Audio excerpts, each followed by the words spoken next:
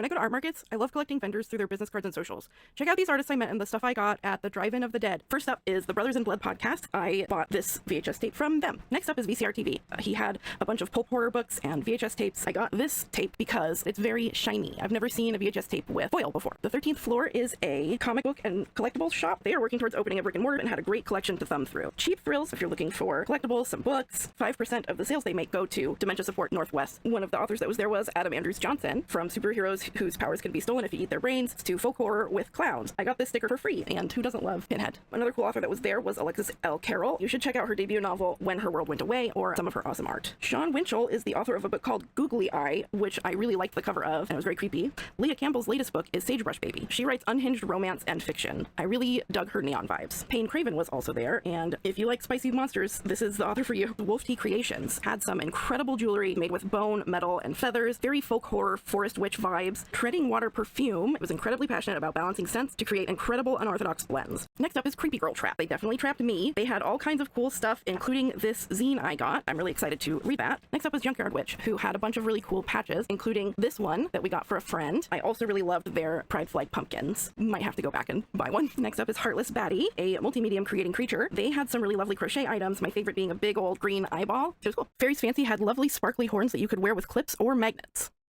Sparkle Coven Fairy Hair was there, and if you need fairy hair, that's a great place to go. Jessica Gruesome and Joe Perez, they had some incredible art. They also make music. Cool people to check out if you're into horror art and want some cool art for your house. Horror Pop Designs had some lovely spooky embroidery and patterns, and my friend bought some of their patterns because she's traveling, and embroidery is the perfect traveler's craft. Stinky Wizard Art, I especially like the art that had an alternate version of tarot cards. What we got is a couple of games that you can play with any regular card set. Black Heart of Glass had some incredible horror-stained glass, vampire teeth mirrors, and the pressed flower coffins. Unholy Glass, also there. They had glass that had been etched with all kinds of different horror themes, like different movies and stuff. Next up is India Me art. I really enjoy the ethereal nature in their work. They've got like very wild fae vibes. And look at all those teeth. Stitched Spirits had gorgeous beadwork inspired by horror. We gushed about Elvira and how cool it is she lives in Portland. She had some Elvira pieces to sell too. Ruby 2 had a bunch of fantastic stickers, keychains, and hair clips inspired by horror and pop culture. Jessie sneakily bought me this cool Suspiria sticker from them. I love it. Strange Girl Company was there with lots of teeth art and very sculptural paintings with wicked hands coming out. At Covenless Tattoo and Curiosities, they run a curiosity shop in Hillsborough. They also do tattoos, obviously.